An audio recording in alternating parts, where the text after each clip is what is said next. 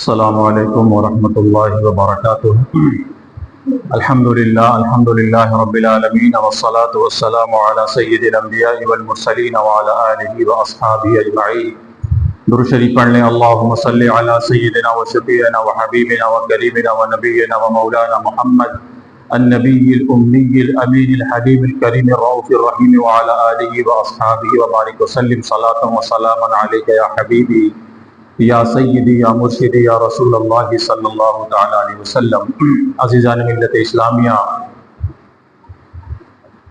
گزشتہ جمعہ کو ہم نے علم کے حوالے سے کچھ تمہیدی اور بنیادی باتیں آپ کے گوش گزار کی تھیں۔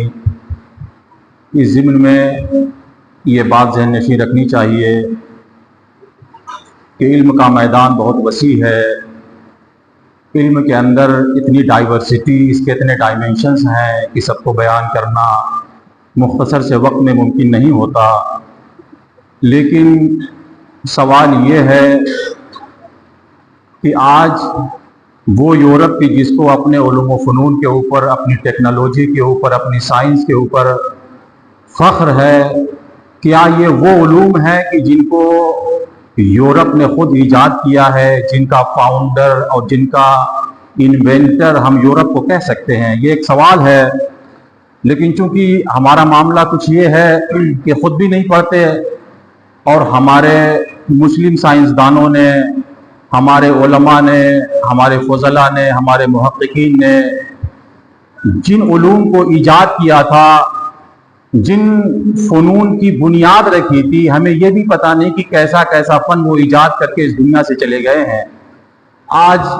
کے زمانے کی جو سب سے مشہور چیز ہے، جسے ہم ایئر کرافٹ کہہ سکتے ہیں، جسے ہم ہوائی جہاز کہہ سکتے ہیں، آج دنیا جہازوں کے ذریعہ سفر کر کے بڑی بڑی مسافتوں کو محدود کرتی چلی جا رہی ہے، اور اس جہاز کی وجہ سے ایک لمبی مسافت کا سفر تھوڑے سے عرصے میں کرنا ممکن ہو گیا ہے۔ آج ہم اس ایجاد کو، ایئر کرافٹ کی ایجاد کو، جہاز کی ایجاد کو ہم یورپ کے کھاتے میں ڈالتے ہوئے نظر آتے ہیں۔ ہمارا جو نوجوان طبقہ ہے، جسے انفارمیشن سے بہت دلچسپی ہوتی ہے، اسے بھی اس بات کا پتہ نہیں ہے کہ اس کی بنیاد کس نے رکھی تھی یا اس کا بنیاد گزار کون رہا ہے۔ تاریخ اسلام کا جب آپ مطالعہ کریں گے تو آپ کو معلوم ہوگا کہ عباس بن فرع نام کا ایک مسلم سائنسداں تھا، جسے آسمانی پرواز کا بہت شوق تھا، جو خلاؤں میں تیرنے کو، خلاؤں میں اڑنے کو اس نے اپنی تحقیق اور تجربے کا گویا ایک میدان بنا لیا تھا، اور قلابازی کا اسے بہت شوق تھا۔ اس کا یہ شوق اس حد تک بڑھا کہ آنے والے وقت میں اس نے ایک ایسی بنیاد فراہم کی کہ جس کی وجہ سے وہ خلا کے اندر اڑنے پر قادر ہو گیا۔ اس دور کے بادشاہ کو اور اس دور کے لوگوں کو اس نے ایک میدان میں جمع کیا، اور اپنے شوق کو اڑ کر اس نے لوگوں کو دکھایا۔ یہی بنیاد آگے چل کر ایئر کرافٹ کی شکل اختیار کر گئی، اور آج جن جہازوں میں ہم سفر کرتے ہیں، اور جس کی کریڈٹ ہم یورپ کو، جس کی کریڈٹ ہم مغربی مفکرین کو دیتے ہیں، ہمیں نہیں پتا کہ اس کے بنیاد گزار خود ہمارے مسلم محققین اور ہمارے مسلم جو سائنسداں ہیں وہ خود رہے ہیں۔ ایسے ہی آج دیکھیں میڈیکل کا زمانہ ہے، ہر کوئی میڈیکل کے میدان میں پیش رفت کر رہا ہے، میڈیکل کے میدان میں ہر کوئی آگے بڑھتا چلا جا رہا ہے، اور یہ ہمارا جو مسلم طبقہ ہے وہ یہ سمجھتا ہے، ہمارے نوجوان یہ سمجھتے ہیں کہ یہ ساری تحقیقات یہ غیروں کی ہے۔ لیکن اگر آپ اس کی تہ میں اتر کر دیکھیں گے، اگر آپ اس کی گہرائی میں اگر جھانک کر دیکھیں گے، تو آپ کو معلوم ہوگا کہ یہ بھی مسلم محققین کا تحفہ ہے۔ محمد زکریا الرازی ایک عظیم محقق اسلام کی تاریخ کا گزرا ہے۔ انہوں نے جو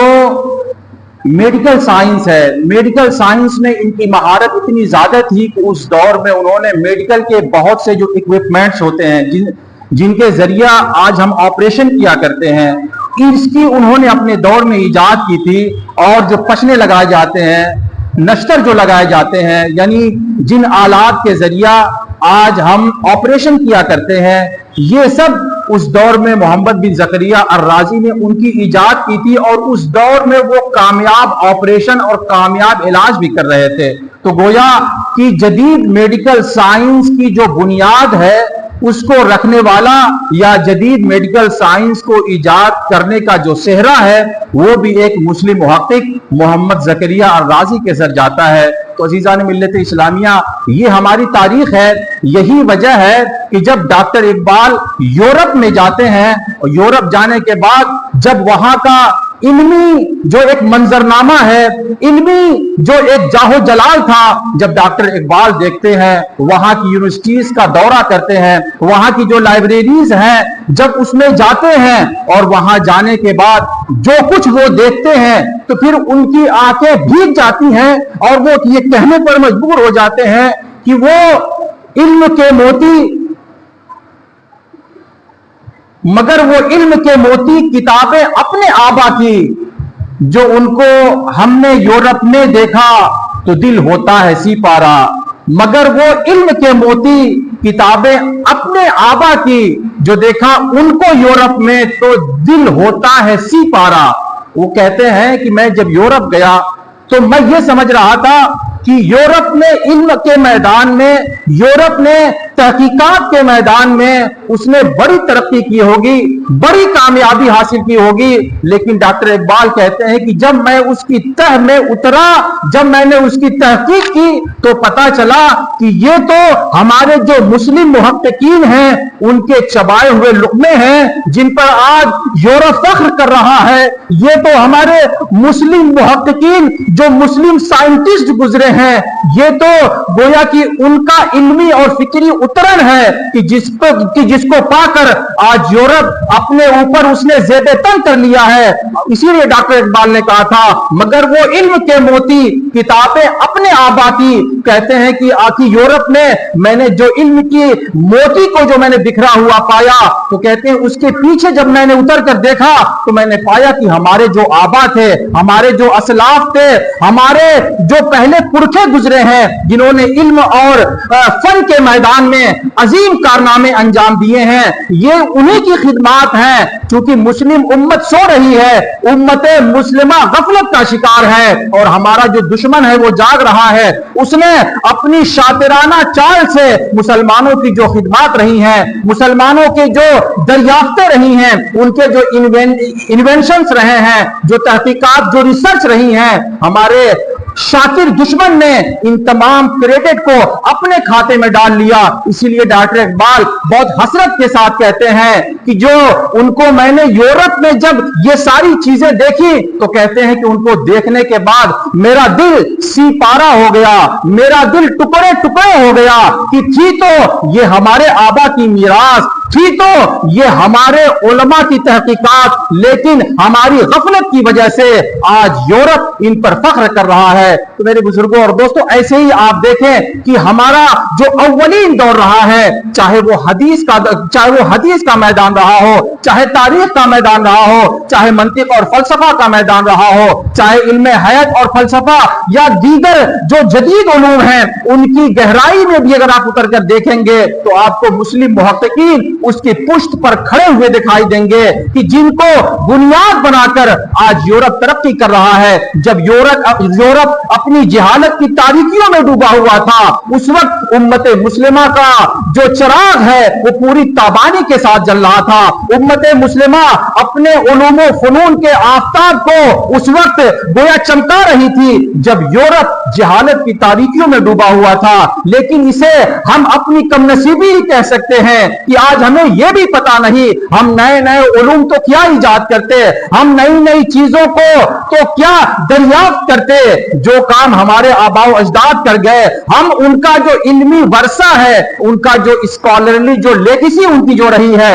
हम तो उसकी हिफाजत भी न कर सके। हम तो उनकी हिफाजत भी, यानी वो हमारा फरीजा थी, लेकिन उसकी हिफाजत भी करना वो हमारे लिए मुमकिन नहीं हुआ। मेरे बुजुर्गों और दोस्तों, यही डॉक्टर इकबाल हैं। जब वो यूरोप गए, बात इनकी आई, इनकी जिंदगी में हमारे लिए बड़े नमूने हैं, इनकी जिंदगी में भी हमारे लिए सीखने की बहुत चीजें हैं। जब ये यूरोप जाते हैं, आज हमारे जो नौजवान हैं उनके लिए दीन पर कायम रहना कितना मुश्किल हो गया है। जब वो किसी कॉलेज का रुख करते हैं, किसी यूनिवर्सिटी में जाते हैं, तो फिर उनके लिए वहां अपने दीन पर कायम रहना, अपने अकीदे को महफूज करना और फिर सुन्नत और शरीयत के मुताबिक चलना उनके लिए एक चैलेंज बन जाता है। उनसे जब कहिए तो कहेंगे क्या करें, कॉलेज का माहौल इतना गंदा है, यूनिवर्सिटी के अंदर इतनी गंदगी है कि हम इस्लाम जैसे शफाफ कानून पर अमल नहीं कर सकते, हमारे लिए नमाज पढ़ना मुश्किल हो जाता है, हमारे लिए इस्लामी तालीमात पर अमल पैरा होना मुश्किल हो जाता है। आप जरा सोचें कि आप हिंदुस्तान में हैं, हिंदुस्तान के कॉलेज और हिंदुस्तान की यूनिवर्सिटीज के अंदर आप मौजूद हैं, अभी भी यहां पर वो गंदगी, वो फहाशी नहीं है कि जिसका तस्वुर यूरोप के अंदर पाया जाता है। यूरोप की अभी चंद % गंदगी ही आपके पास आई है, उसकी कुछ फहाशी ही आपके पास आई है, उसकी जो उरियानियत है, उसका जो नंगापन है, अभी आपने कहां देखा है। डॉक्टर इकबाल जैसा शख्स कि जिसने अपनी जिंदगी का एक बड़ा हिस्सा यूरोप के अंदर गुजारा, जिसने अपनी जिंदगी का एक बड़ा हिस्सा यूरोप के अंदर गुजारा था, डॉक्टर इकबाल को एक बड़ी कॉन्फ्रेंस के अंदर बुलाया गया, साथ में यह भी कहा गया कि आप इस कॉन्फ्रेंस में अपनी मिस के साथ शिरकत कीजिए, अपनी अहलिया को भी साथ लेकर आइएगा। डॉक्टर इकबाल को जब यह दावतनामा मिला और उसके साथ यह शर्त लिखी जब उन्होंने देखी, इस दावतनामे को आपने इनकार कर दिया और आपने आलमे यूरोप को ललकार कर कहा था कि लोगों, क्या तुम ये समझते हो कि इकबाल ने अपनी जिंदगी का एक बड़ा हिस्सा यूरोप के अंदर गुजारा है? इकबाल बेगैरत हो गया है, इकबाल ने अपने ज़मीर का सौदा कर लिया है। नहीं नहीं, डॉक्टर इकबाल ने उस वक्त बड़े एतमाद से कहा था कि खेरा न कर सका मुझे जलवे दानिशे फरंग, खेरा न कर सका मुझे जलवे दानिशे फरंग, आंखों में जिसके है सुरमाए खाको नजफ, यानी जिसकी आंखों में मदीने का सुरमा लगा हो, जिसकी आंखों में करबला की खाक लगी हो, भला यूरोप के लोग उसे क्या बहका सकते हैं, यूरोप के लोग उसे दीन से क्या बेजार कर सकते हैं? फिर यही डॉक्टर इकबाल हैं कि इन्होंने अपनी जिंदगी का एक बड़ा हिस्सा यूरोप में गुजारा, हत्ता कि उनकी जो डॉक्टरेट थी उसको उन्होंने कैम्ब्रिज के अंदर, यूरोप के अंदर आप देखें कि 2 बड़ी यूनिवर्सिटीज होती हैं, एक ऑक्सफोर्ड है, एक कैम्ब्रिज है। कैम्ब्रिज के अंदर डॉक्टर इकबाल ने अपनी पीएचडी मुकम्मल की थी और एक बड़ा जमाना उन्होंने यूरोप के अंदर गुजारा था। डॉक्टर इकबाल के लिए कितना मुश्किल वक्त था कि उस लंदन के अंदर कि जहां उरियानियत, जहां फहाशी अपने उरूज पर थी, वहां वो अपनी जिंदगी को एंजॉय करते, वहां उस उरियानियत से वो अपनी आंखों को फैजियाब करते, उस नंगे नाच को देखते। लेकिन चूंकि डॉक्टर इकबाल की तरबियत एक इस्लामी घराने में हुई थी, एक गैरतमंद मां ने उनकी तरबियत की थी, डॉक्टर इकबाल जब उस गंदे माहौल को देखते हैं, उन्हें अपने हिंदुस्तान का नौजवान याद आता है और उन्होंने उस वक्त बड़ी खूबसूरत बात कही थी। कहते हैं उस वक्त उन्होंने कहा था कि यानी यूरोप के अंदर जो गंदगी है, यूरोप के अंदर जो गलाजत है, यहां का जो नंगापन है, लोग ये समझते हैं कि इकबाल इस गंदे माहौल में ढल जाएगा। फिर उन्होंने कहा था कि इकबाल यहां पर यानी 5 वक्ता नमाज तो अपनी जगह है, आलम यह रहा कि लंदन के अंदर इकबाल से कभी तहज्जुद की नमाज भी कज़ा नहीं हुई, उसने तहज्जुद की नमाज भी यूरोप के उस गंदे माहौल में कभी कज़ा नहीं किया। मेरे दौर के नौजवानों, आप जरा सोचें कि उस यूरोप के माहौल को देखें, उस यूरोप की गंदगी को देखें और हिंदुस्तान के जो कॉलेजेस हैं, हिंदुस्तान की जो यूनिवर्सिटीज हैं जिसमें आप तालीम हासिल कर रहे हैं, हमारे मदारिस के जो तलबा हैं उनका भी हाल यही है। उनके लिए भी नमाजें गोया एक बोझ बनी हुई हैं, हालांकि वो तो दीनी मदारिस में पढ़ रहे हैं, उनके लिए भी नमाजें एक चैलेंज बन गई हैं, वो भी तहज्जुद की नमाज से बेजार नजर आते हैं। खुदा के बंदो, आपको तो दीन की तालीम के लिए वक्त कर दिया गया है, अगर आप इन नवाफिल को अदा नहीं करेंगे, अगर आपको इन नवाफिल की अदायगी से दिलचस्पी नहीं होगी, तो भला ये काम शरीयत ने किसके लिए किया है, ये काम शरीयत ने किसके लिए छोड़ा है? मैं ये अर्ज कर रहा था मेरे बुजुर्गों और दोस्तों कि अगर हम अपने ईमान को बचाना चाहें, अगर हम अपने अकीदे की हिफाजत करना चाहें, तो यूरोप का जो गंदा माहौल है वो भी आपके इल्म को, आपके अकीदे और आपके ईमान को परागंदा नहीं कर सकता। और अगर हमें अपने ईमान की फिक्र ना हो, अगर हमें अपने अकीदे की फिक्र ना हो, हमें यूरोप जाने की जरूरत नहीं। हमारे अपने घर का जो माहौल है, हमारे घर की जो चार दीवारी है, उस चार दीवारी के अंदर ही हम अपने ईमान को भी गारत कर देंगे और अपने अकीदे से भी हम हाथ धो बैठेंगे। आज हमारे नौजवानों का हाल हम जब देखते हैं तो आंखों से खून के आंसू बहने लगते हैं। हम कहां खड़े हैं? हमारे आबाओ अजदाद कहां थे? हम कहां खड़े हैं? डॉक्टर इकबाल ने बड़ी खूबसूरत बात की थी, मगर वो इल्म के मोती किताबें अपने आबा की, जो देखा उनको यूरोप में तो दिल होता है सिपारा, कि थे तो वो हमारे ही अजदाद, मगर आज हम क्या कर रहे हैं? हम मुंतजिरे फरदा हैं, हम कल का इंतजार कर रहे हैं। कल का इंतजार करने वाली कौम कभी तरक्की नहीं कर सकती। अगर आपको उरूज पाना है, अगर आपको इकबाल की सरबलंदी पानी है, अगर आपको तरक्कियों में हिस्सा डालना है, तो वो कौम कभी कल का इंतजार नहीं करती, आज ही खड़ी हो जाती है, फिर अपने तामीर के लिए, अपनी तरक्की के लिए कोशिश किया करती है। किसी ने बड़ी खूबसूरत बात कही थी कि ताखीर का मौका न तजब्जुब का अमल है, ये वक्त अमल, वक्त अमल, वक्त अमल है। जो करने वाले लोग होते हैं वो अगले पड़ाव का इंतजार नहीं करते, बल्कि पहली फुर्सत ही में वो कुछ कर दिखाने के लिए वो फिक्रमंद होते हैं। इसलिए हमें चाहिए कि हम इल्म के मैदान में, तालीम के मैदान में, आज जो एक बेरारवी है, जो एक गफलत है, उम्मत मुस्लिमा जिस तरीके से सो रही है और उनके सोने का फायदा गैरों ने ये उठाया कि आज हमारे उलूम के ऊपर, हमारी साइंसेस के ऊपर, हमारी जो तहकीकात और जो रिसर्च है उसके ऊपर आज गैरों ने कब्जा कर लिया है। इल्मुल कीमिया कौन नहीं जानता? केमिस्ट्री आज हर तालिब इल्म का गोया एक महबूब यानी सब्जेक्ट है। हमारे कितने नौजवान हैं जिन्हें यह भी पता नहीं कि ये जो इल्मुल कीमिया है, जो केमिस्ट्री है, इसका मुजिब भी एक मुसलमान रहा है। मुसलमानों की तो वो खिदमत है कि अगर आप गिनते चले जाएं तो आप उनको शुमार नहीं कर सकते। लेकिन बदनसीबी हमारी ये है कि हमने अपने आबाओ अजदाद को नहीं पढ़ा, हमने अपने इल्मी जो हमारी जो मीरास है, हमने उसका स्टडी नहीं किया, हमने उसका तहकीकी जायजा नहीं लिया। हम गैरों के कारनामों पर इतराते हैं, हम गैरों की चीजों को देखकर हम फख्र महसूस करते हैं। और रब्बे कायनात ने हमें जो दौलत दी है, रब्बे कायनात ने हमें जो अजीम असलाफ अता किए थे, हम उनके कारनामों से गोया गाफिल हो चुके हैं। ये जिंदा कौमों की अलामत नहीं हुआ करती। जो जिंदा कौमें हुआ करती हैं वो हमेशा अपने बुजुर्गों के कारनामों को न सिर्फ याद रखती हैं, बल्कि उन कारनामों के मुताबिक अपनी जिंदगी गुजार कर, अगर बाप कोई काम नहीं कर सका तो बेटा उस काम को आगे बढ़ाता है। फारसी में कहा जाता है कि अगर पेदर न तवानत पेसर तमाम पूनत, अगर कोई बड़ा इल्मी काम हो और अगर बाप उस काम को मुकम्मल न कर सका तो ये होनहार बेटे का काम होता है कि अपने बाप के मिशन को वो आगे बढ़ाए, अपने बाप के छोड़े हुए काम को मुकम्मल करे। तो ये हमारा फर्ज बनता है कि उस दौर के लोगों ने अगर नए नए उलूम को इजाद किया था, अगर उन्होंने हवाई जहाज को इजाद किया था, अगर उन्होंने मेडिकल साइंस में अजीम खिदमात देकर आज बड़े बड़े डॉक्टरों के लिए गोया मेडिकल का एक जहान आबाद कर दिया था, हमारा भी फर्ज बनता था इस मैदान में हम भी अपना कुछ कंट्रीब्यूशन पेश करते, हम भी अप्रिशिएट करते और हमारे आबा अजदाद ने जो खिदमत अंजाम दी थी